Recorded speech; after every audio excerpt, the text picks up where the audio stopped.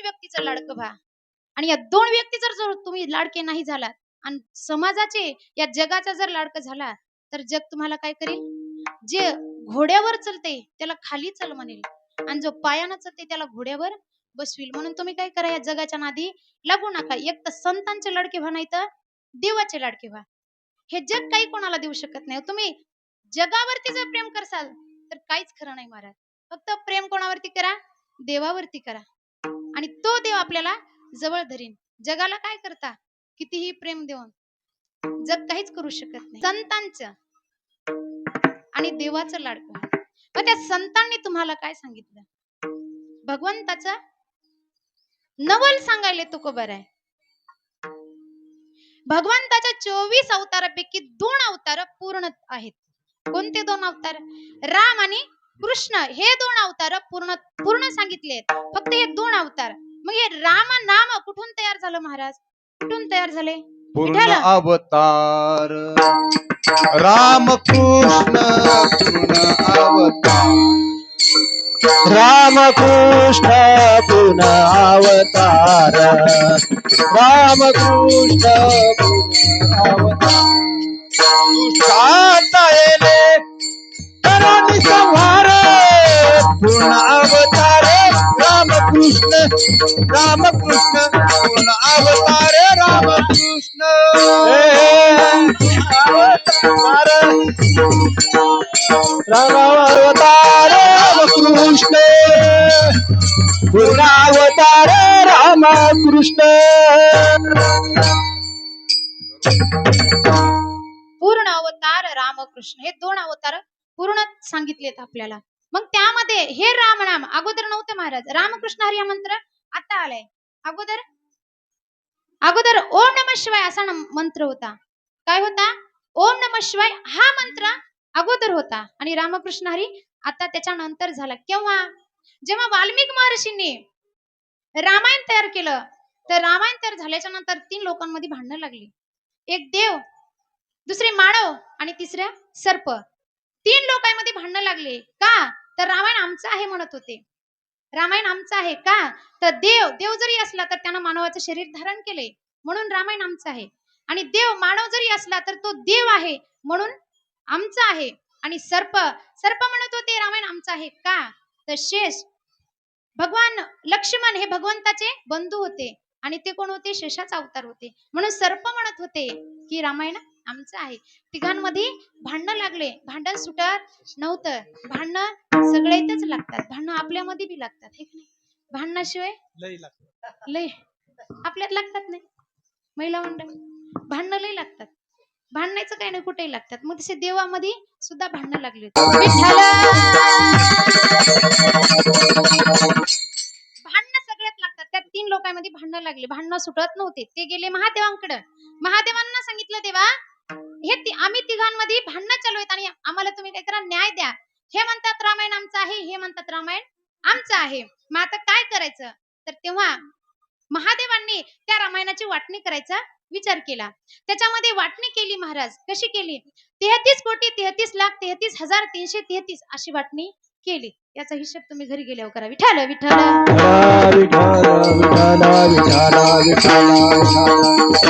अशी वाटणी केली. त्याच्यामध्ये सुद्धा 32 अक्षर उरू लागले महाराज. त्याच्यातले ही 10 अक्षर 10 अक्षर तिघांना दिले. त्याच्यातून 2 अक्षर उरले. ते 2 अक्षर म्हणजेच राम. विठ्ठल विठ्ठल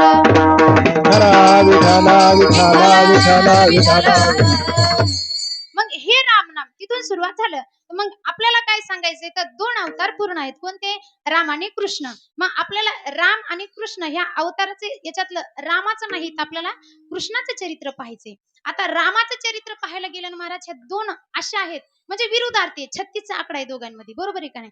रामाचं आचरण करता येतं आणि कृष्णाचं फक्त उच्चारण करावं लागतं.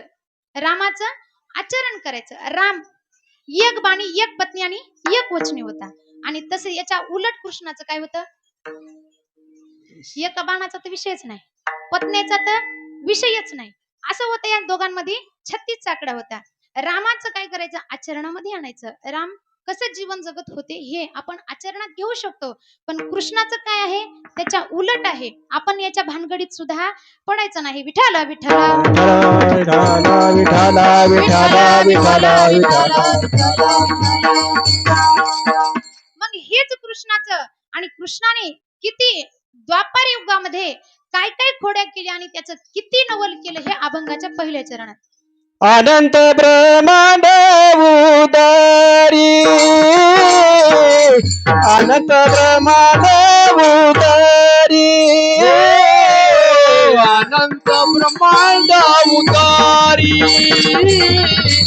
अनंत ब्रह्मांड उदारी, अनंत ब्रह्मांड उदारी, अनंत ब्रह्मांड उदारी, अनंत ब्रह्मांड उदारी, अनंत ब्रह्मांड उदारी. हरी हा बालक नंद घरी, हरी हा बालक नंद घरी, नवल केवळे केवळे, नवल केवळे केवळे. हरी हा बालक नंद घरी, हरी हा बालक नंद घरी, नवल केवळे केवळे, नवल केवळे केवळे. महाराज म्हणतात अनंत ब्रह्मांडे उदरी, त्या भगवंताच्या उदरामध्ये अनंत ब्रह्मांड आहेत. आणि तो ब्रह्मांड, त्याच्या उदरामध्ये एवढे ब्रह्मांड असून सुद्धा तो बालक कुठे आहे, नंदाच्या घरी आहे. जेव्हा देवकी आणि वसुदेव बंदी खाण्यामध्ये होते, देवकी या मातेला वाटत होतं की भगवंताने माझ्या पोटाला यावं. तिच्या भावाने सांगितलं होतं की जो व्यक्ती, त्याला भीती होती कोणता, आठवा पुत्र जे देवकीला होईल तो याचा काळ होणार आहे. तेव्हा बंदी खाण्यामध्ये देवकी मातेला आणि वसुदेवाला टाकलं आणि प्रत्येक बालक होत गेला. 6 बालक आले, कंसानं मारलं. कंसाने मारल्याच्या नंतर 8वा माझा भगवान परमात्मा जन्माला आला. जन्माला आल्याच्या नंतर आल्यास तो किती वर्षाचा होता, 8 वर्षाचा झाला. 8 वर्षाचा झाल्याच्या नंतर एवढा दिव्य प्रकाश त्या बंदीखान्यामध्ये पडला, भव्य दिव्य प्रकाश पडला. आणि त्या प्रकाश पडल्याच्या नंतर वसुदेव आणि देवकी यांना दोघांनाही तो प्रकाश, भगवंत दिसत नव्हता त्या प्रकाशामध्ये. तेव्हा वसुदेव आणि देवकीने प्रार्थना केली की एवढं मोठं तेज कोण आहे.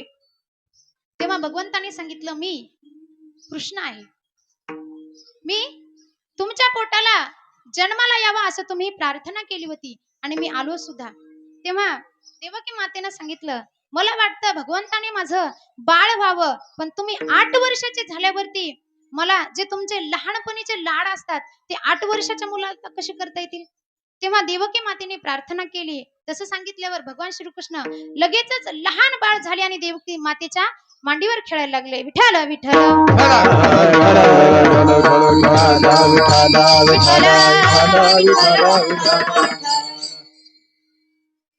तेव्हा देवकी मातेच्या मांडीवरती भगवान श्रीकृष्ण खेळत होते. खेळत असताना आनंद अश्रू डोळ्यामध्ये आले. तेव्हा देवकी मातेला लक्षात आलं की माझा प्रत्येक मुलगा कंसाने मारलेला आहे आणि आता भगवंत माझा हा पुत्र झालेला आहे, याला सुद्धा तो मारील. तेव्हा वसुदेवाला विनंती केली देवकीने, तुम्ही पिता आहेत, तुम्ही पित्याचं कर्तव्य करा, आपल्या मुलाला वाचवा, काहीतरी करा. काय करा, काहीतरी करा आणि माझ्या बाळाला तुम्ही वाचवा. कुठेतरी लपवा त्याला, लपवा लपवा जग जेठी, माझ्या बाळाला तुम्ही लपवा. तो कंस दुराचारी जर आला तर माझ्या बाळाला मारील. देवकी आईची कळकळता पाहून वसुदेव म्हणायला लागले अगं मी तरी काय करू, माझ्या पायामध्ये बेड्या आहेत, हातामध्ये बेड्या आहेत. तेव्हा भगवान श्रीकृष्ण म्हणाले पप्पा मी असताना तुम्ही कशाला काळजी करता, मी कोण आहे, ब्रह्मांडाचा मालक आहे आणि मी असताना तुम्ही कशाला काळजी करता. तुम्ही काय करा, तुम्ही काय करा तर मला नंदाच्या घराला नंदाच्या घराला नंदाच्या घराला मजरे गोकुळाला मजरे गोकुळाला ओ नंदाच्या घराला नंदाच्या घराला मजरे गोकुळाला जले गोकुळाला माया उपजली ते ठेवी मज आणि येथे माया उपजली ते ठेवी मज आणि येथे नंदाच्या घराला नंदाच्या घराला मजरे गोकुळाला मजरे गोकुळाला मजरे गोकुळाला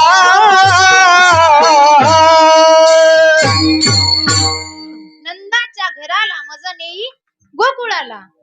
भगवंताने सांगितलं तुम्ही काय करा, मला नंदाच्या घरी नेऊन ठेवा आणि तिथं जी माया उपजली आहे तिला काय करा, घेऊन या. तसंच केलं. वसुदेवांनी तिथं त्यांना गोकुळामध्ये नेऊन नंद बाबाच्या घरी सोडलं आणि तिथून ती मुलगी जी जन्माला आली होती तिला घेऊन बंदी खाण्यात आले. विठ्ठल विठ्ठल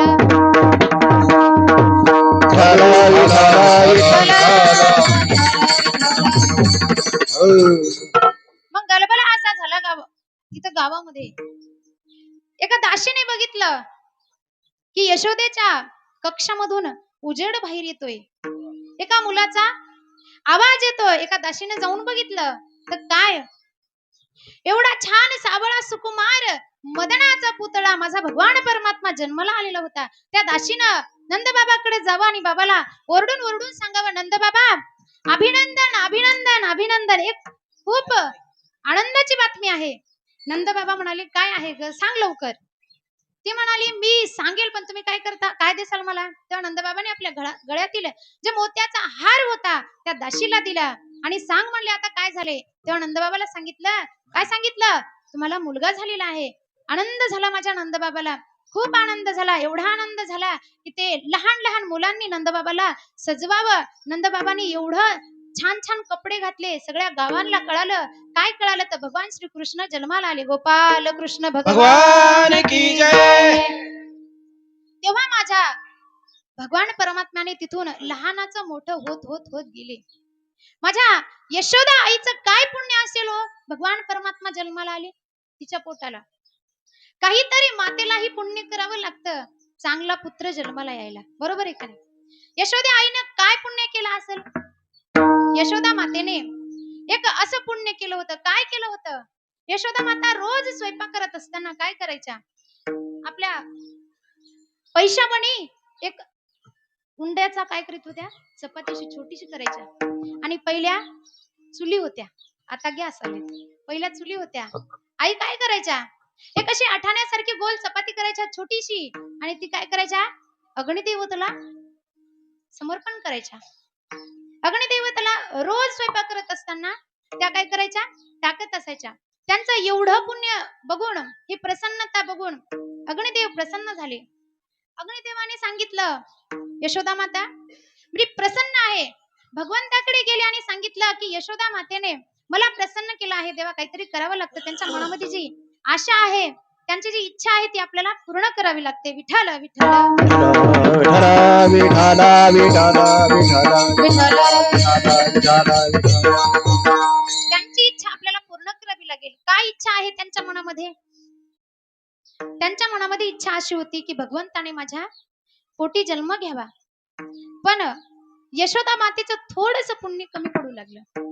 तरी सुद्धा सांगितलं भगवंताने की मी तुझ्या पोटी जरी जन्माला आलो नसल तर मी लहानाचं मोठं मी तुझ्या जवळच होणार आहे. विठ्ठल विठ्ठल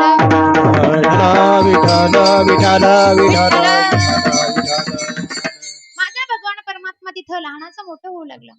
त्या गोकुळामध्ये एवढे लीला करत असत माझे भगवान परमात्मा.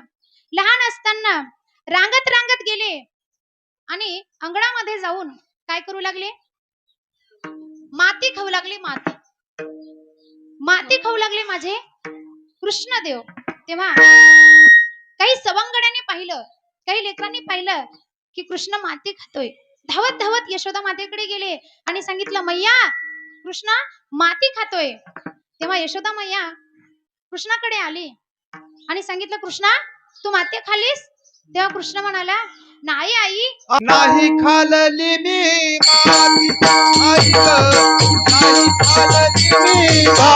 आई ग, नाही खाल्ली मी माती आई ग, नाही खाल्ली म्या माती आई ग, नाही खाल्ली मी माती आई ग, नाही खाल्ली मी माती आई ग, नाही खाल्ली म्या माती आई ग, नाही खाली म्या माती.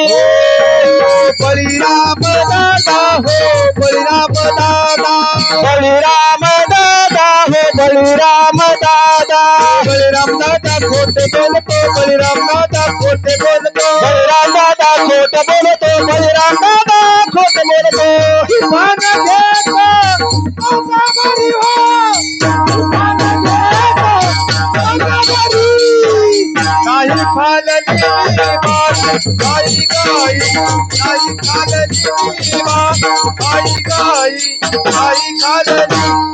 खाल्ली आई गाई, नाही खाल्ली माती आई गाई, नाही खाल्ली म्या माती आई गाई, नाही खाल्ली म्या माती आई गाई, नाही खाल्ली म्या माती. तेव्हा भगवान सांगू लागले, आई मी माती खाल्ली नाही. नाही ग आई, म्या नाही खाल्ली माती. बळीराम दादा खोट बोलतो, मी माती खाल्ली नाही. तेव्हा एवढं कळकळून सांगत होता. आता भगवान एवढे चतुरातो शिरोमणी गुण लावण्याचे खाणे, एवढे चतुर होते भगवान परमात्मा. सांगायचं, मैया मी माती नाही खाल्ली. बळीराम दादा खोट बोलतोय. तेव्हा सगळे जे मुलं होते, जे सवंगडी होते, ते सांगत होते यानं माती खाल्ली. तेव्हा सगळ्यांचं खोटं वाटत होतं आणि कृष्णाचं खरं वाटत होतं.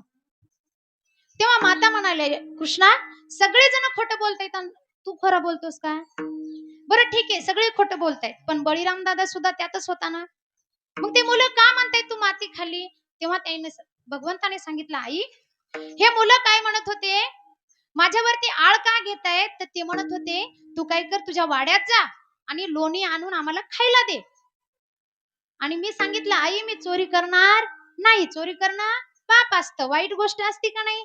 तेव्हा भगवंताने सांगितलं, आई हे मुलं मला म्हणत होते, तू काय कर, वाड्यात जा आणि मला काय कर, आम्हाला लोणी आणून दे, आम्हाला खायचंय. तेव्हा मी ऐकलं नाही, म्हणून हे माझ्यावरती आळ घेतायत. आणि तसं म्हणल्यावर भगवंत म्हणाले, ते म्हणाली मुलं, की तू जर नाही ऐकलं, म्हणजे तू जर आम्हाला लोणी खाऊ नाही घातलं, तर आम्ही तुला मार खाऊ घालणार, असे ते मुलं म्हणत होते. तेव्हा आई त्यामुळे ही मुलं खोटं बोलतात, मी माती खाल्ली नाही. बरं ठीक आहे, मुलं खोटं बोलतात, बळीराम दादा ही खोटं बोलतो का?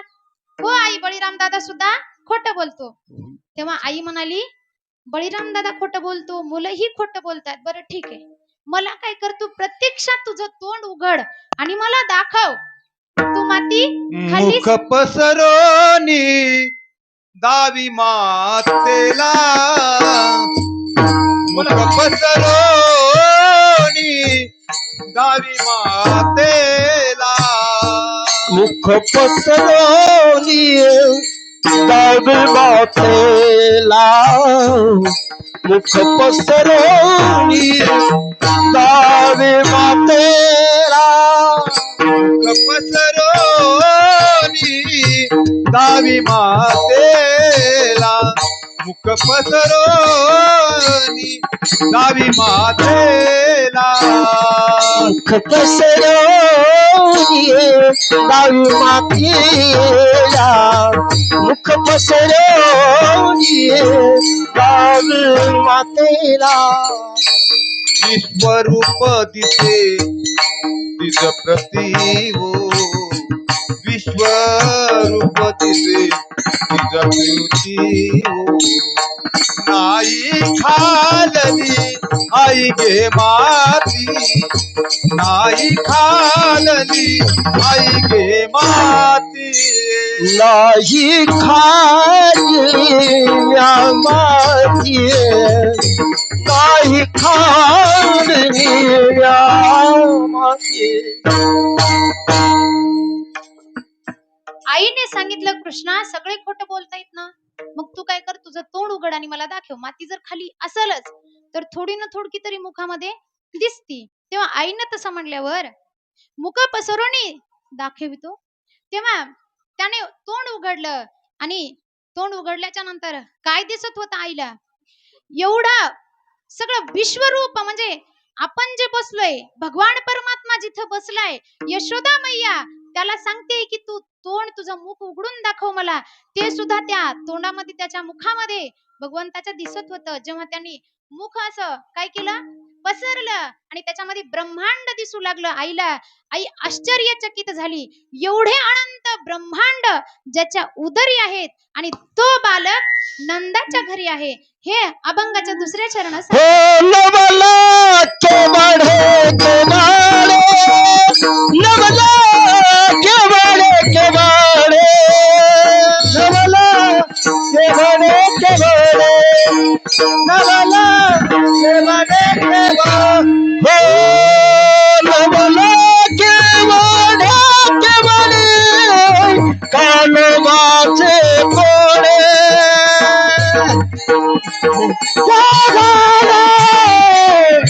कानोबाचे कोडे नवला केवडे केवडे नवला केवडे केवडे नवला केवडे केवडे नवला केवडे नवला केवडे केवडे कानोबाचे कोडे कानोबाचे कोडे कानोबाचे कोडे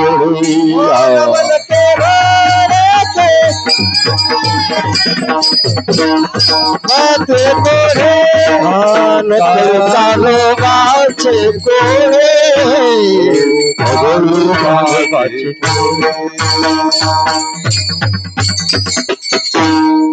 नवल केवडे केवडे नकळे कानोबाचे कोडे. माझा भगवान श्रीकृष्ण एवढा नवल करत होता की त्यांचे नवल हे आपल्याला कळतच नव्हते. त्यांचं कोड लहान होते तेव्हा मुखामध्ये ब्रह्मांड दाखविलं मातेला. अनंत ब्रह्मांड उदरी किती नवल आहे हो. जो भगवान परमात्मा यशोदा मातेच्या जवळ आहे आणि त्याच्या मुखामध्ये ब्रह्मांड आहे, किती मोठी नवलाची गोष्ट आहे. मग हेच महाराज म्हणतात, नवल केवडे केवडे नकळे कान्होबाचे कोडे. एवढे माझे भगवान परमात्मा नवल करत होते. गोकुळामध्ये लहानाचं मोठं होत असताना एवढा गवळणीला त्रास द्यायचे, पण ते जे त्रास होता ते त्रास नव्हता. काय होत्या, त्या लीला होत्या माझ्या भगवंताच्या. ज्या गोपी आहेत ना, त्या गोपी कोण आहेत, पूर्वीच्या कोण आहेत, जे काही संत मंडळी होती ना, ती भगवान परमात्म्याच्या लीला बघण्यासाठी गोपी झाल्या होत्या. विठ्ठल विठ्ठल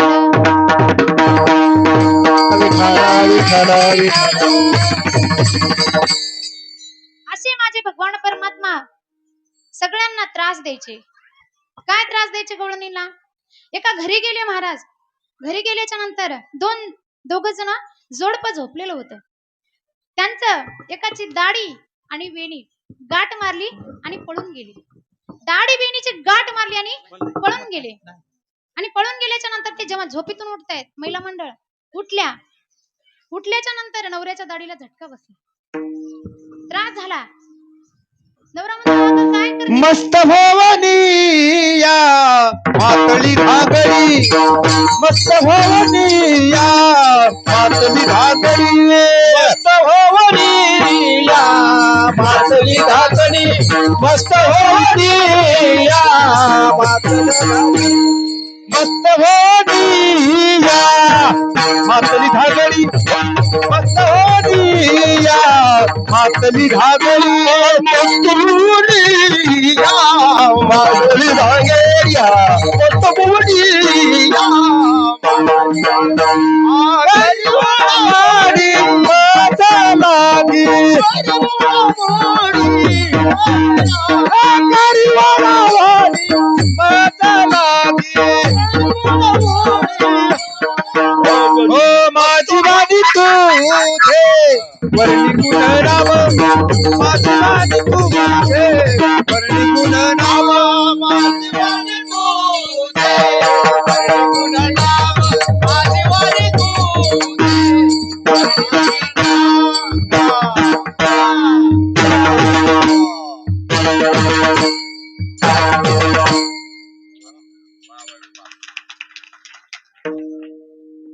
अशी खोड्या करायचे भगवान परमात्मा. त्या दोघांची गाठ मारली दाढीच्या आणि वेणीची आणि गेली पळून. एवढे परेशान झाले दोघे जण, गाठ सुटत नव्हती. गाठच सुटत नव्हती. खूप जण गावातले बेजार झाले, गाठच सुटना. मग ज्यांनी गाठ बांधली त्यांच्याकडेच जावं लागतं. ज्यांनी गाठ बांधली त्यांच्याकडे जावं लागतं. तेव्हा आता दाढीची आणि वेणीची गाठ मारल्यावर मालकाला समोर होता येतं का हो? नाही. कोणाला समोर व्हावं लागेल? मालकिनीला. मालकिनीच्या वेणीची मालकाच्या दाढीची गाठ मारली होती, बरोबर आहे का? तेव्हा मालकीन समोर आणि मालक माग. तेव्हापासून मालकीन समोर आणि मालक माग. विठाल विठाल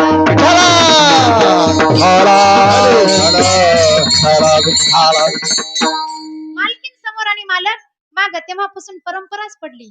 काय? मालकीन समोर आणि मालक माग. तेव्हा ते दोघ जण कुठे गेले? नंदवाड्यात गेले आणि यशोदा मातेला सांगायला लागले, यशोदे मारी गरी गरी गरी मारी मारी कमळन कर कर गिंगा मारी गरा गरा गरा गरा गरा गरा गरा गरा गरा गरा गरा गरा कमळन गरी गरी गरी क्या मारी कमळन गरी गरी गरी क्या मारी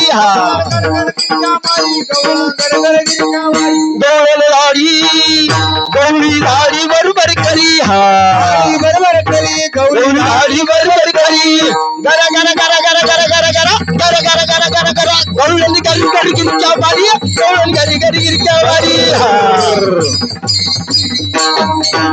गौळन गर गर गिरी क्या मारी गौळन गर गर गिरी क्या मारी गर गर गर गर मारी गौळन गर गर गर गर गर गर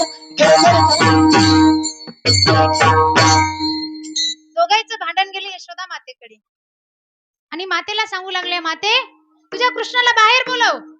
त्यांनी बघ काय कृत्य केलंय. माझ्या मालकाची आणि माझ्या वेणी दाढी वेणीची गाठ मारली आणि पळून आलाय. आता आम्ही कसं करायचं सुटत नाहीये, त्याला बोलव. त्याला बोलवल्याच्या नंतर सांगितलं, अगं माझा कृष्ण तर माझ्या घरीच आहे, तुमच्या घरी कधी आला तुमच्या दाढी वेणीची गाठ मारायला? अगं त्यानंच बांधली, आम्हाला माहितीये, तोच खोड्या करतय. आणि त्यानं खोडी अशी केली महाराज, एवढा त्रास द्यायचा, एवढ्या खोड्या करायच्या गोकुळामध्ये, एवढ्यात गवळणीला 5 वर्षाच माधग बाळ अंगणी ग माझ्या खेळ तुम्ही लटक्याच घेता आळग गोकुळच्या नारी लटक्याच घेता आळग गोकुळच्या नारी तुम्ही लटक्याच घेता आळग गोकुळच्या नारी लटक्याच घेता आळग गोकुळच्या नारी बाळ सगुण गुणाचं झालं बाळ सगुण गुणाचं झालं बाळ सगुण गुणाचं झालं बाळ दिसतंय गोजिरवाण बाळ दिसतंय गोजिरवाण बाळ दिसतंय गोजिरवाण बाळ दिसतंय गोजिरवाण काय सांगता गाराने गे गोकुळच्या नारी काय सांगता गाराने गे गोकुळच्या नारी काय सांगता गराने गा गोकुळच्या नारी सांगता गराने गा गोकुळच्या नारी गोकुळच्या नारी. अशा गवळणी यशोदा मातेकडे यायच्या आणि भगवंताचे गाराने सांगायच्या, माझं 5च वर्षाचं बाळ आहे, सगुण गुणाचं आहे, काय त्याच्यावरती आळ घेता, त्याच्यावरती आळ घेताय तुम्ही, काय गाराने सांगता त्याचे. पुन्हा भगवान परमात्मा दुसऱ्या दिवशी काय करायचा, असे सगळे सवंगड्यांच्या जवळ गेले आणि म्हणू लागले, अरे आपल्या गोकुळामध्ये दह्या दुधाची तुपाची लोण्याची कशाचीच कमी नाही आणि तुमच्या शरीरा असे काय आहात, काडीमुडी काय आहे. तेव्हा त्या मुलांनी सांगावं, सवंगड्यांनी सांगावं की आमच्या आई काय करतात, तूप दही दूध लोणी काय करतात, विकायला नेतात, आम्हाला खायला भेटत नाही. तेव्हा कृष्णानं सांगावं, तुम्हाला खायला भेटत नाही ना, मागून तर भेटत नाही, मग काय करायचं आपल्याला, आपल्याला एक आता टीम आपली तयार करायची आणि काय करायचं, चोऱ्या करायच्या, चोरी करून खायचं, आपलं पोट भरायचं म्हणल्यावर आता मागून देईन गेल्यावर थोडस काहीतरी आपल्याला वाईट कृत्य करावं लागतं. विठ्ठल विठ्ठल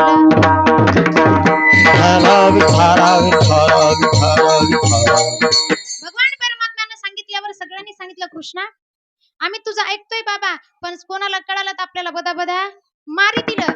ते म्हणले, भगवान म्हणू लागला, काही होणार नाही, तुम्ही फक्त माझं ऐका, मी तुम्हाला पोटभर देतो. काय म्हणतो, याल तरी या रे या रे लागे माझ्या मागे, आजही देतो पोट भरी पुरे म्हणाल तो वरी. तुम्ही जोपर्यंत म्हणत नाही ना बस झालं कृष्णा, तोपर्यंत तुम्हाला काय करतो मी, पोटभर देतो, पण तुम्ही काय करा, माझ्या माग माग या.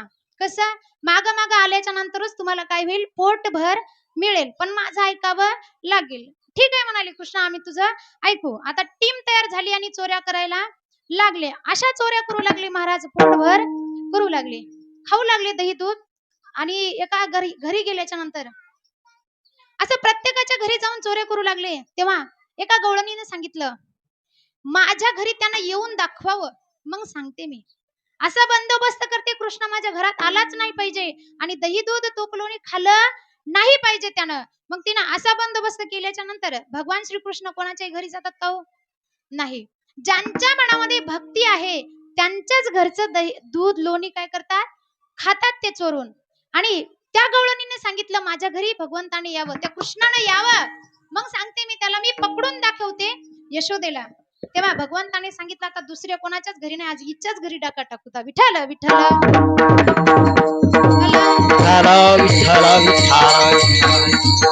तिच्या घरी गेले डाका टाकायला. पाहिलं तर काय, सगळीकडे असा बंदोबस्त होता. काय, दरवाजे लावून होते, खिडक्या लावून होत्या आणि लोणी कुठं होतं, वरती होतं, मडक्यामध्ये ठेवलेलं. आता मडके नाही राहिले, उतरंड्या मडके काय नाही राहिले, ते पूर्वी होतं, आता नाही. त्यामुळं दरवाजे पॅक होते, खिडक्या पॅक होत्या, पण एका ठिकाणी थोडीशी जागा होती.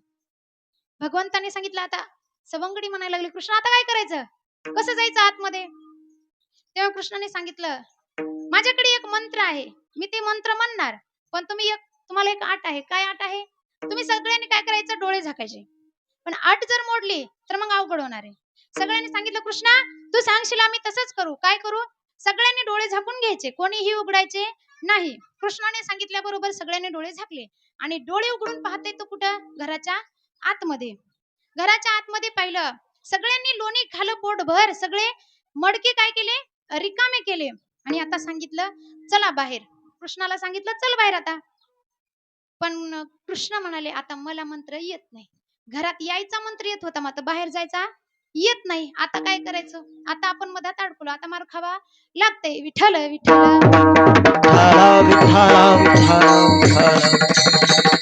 त्याच्यामध्ये एक असा हुशार होता महाराज, त्याच्यामधला पेंद्या नावाचा काय म्हणाला, कृष्णा तू आता सरळ जे मंत्र म्हणाला तर आपण आतमध्ये आलो, आता तेच मंत्र तू उलटा म्हण, म्हणजे आपण बाहेर जाऊ. कोण म्हणलं, त्याच्यातला एक सवंगडी म्हणजे त्याचा पेंद्या.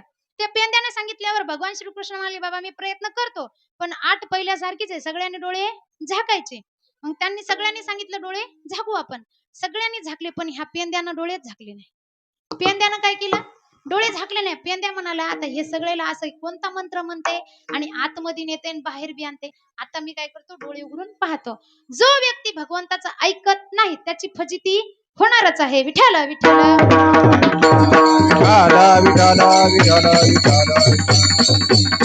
पेंद्यानं डोळे उघडे ठेवले, सगळ्यांनी झाकले आणि पेंद्यानं काय केले, आदरकच्चे डोळे झाकले, म्हणजे सगळे डोळे झाकले नाही. त्याला पाहायचं होतं की कृष्ण कोणता मंत्र म्हणतोय, नेमकं करतोय काय.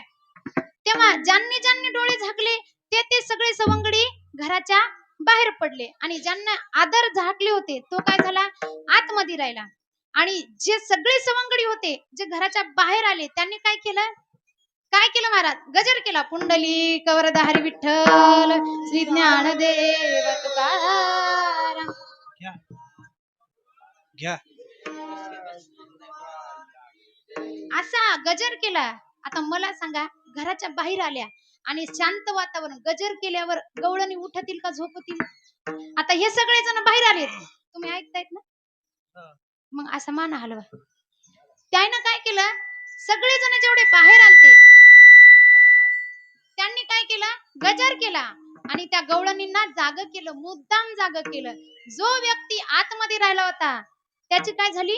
फजिती झाली. त्यानं काय केलं? आता ह्या सगळे उठल्यात, आता काय करायचं?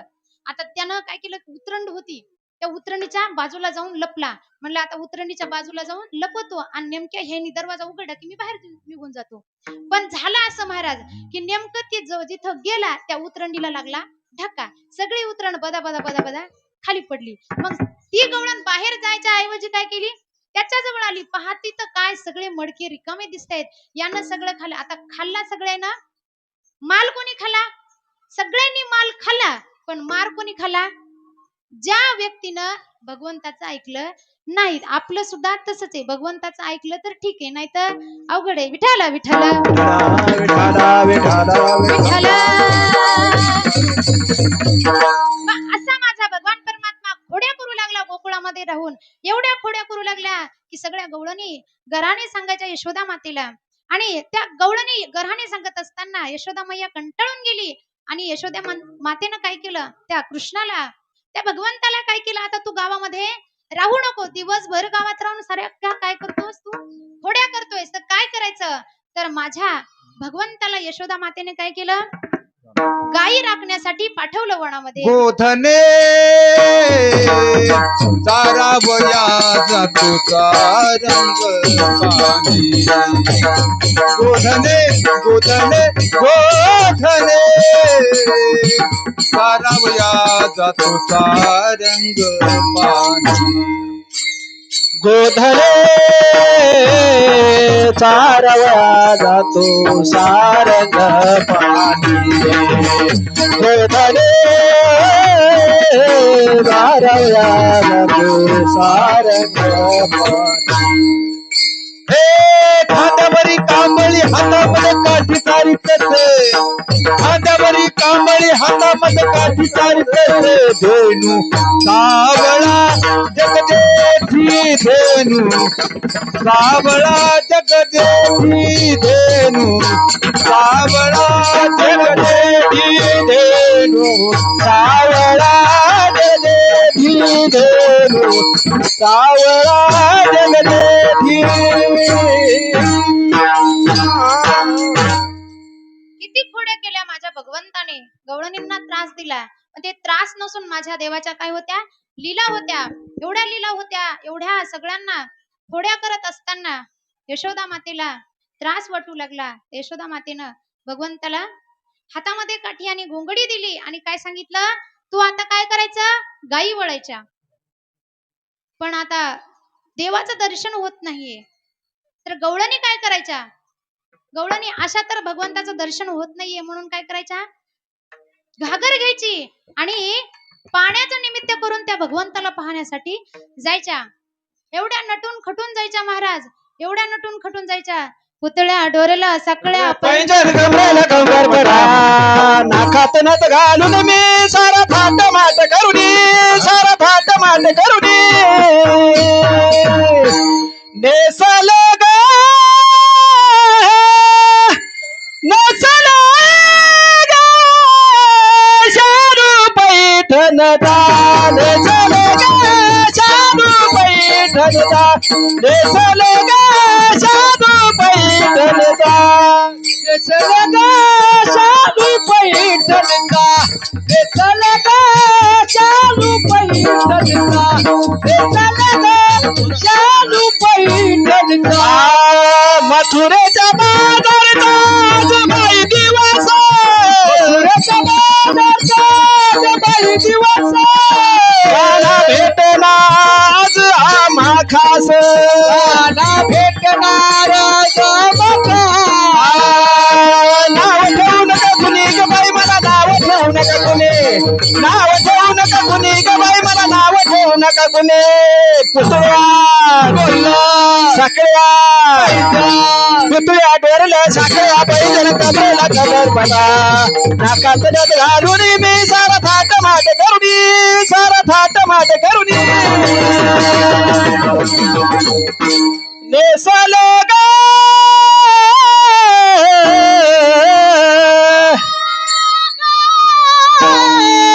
शालू पैठणचा शालू पैठणचा नेसलो ग शालू पैठणचा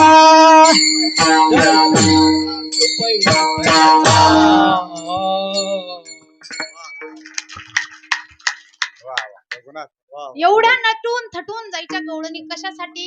त्या भगवंताला पाहण्यासाठी. त्या भगवंत आपल्या दृष्टीस पडावा म्हणून नटून खटून जात होत्या. मग एवढा माझा भगवान परमात्मा गोकुळामध्ये राहून नवल करायचा, एवढा नवल करायचा, तेच महाराज अभंगाच्या 3ऱ्या चरणात सांगतात.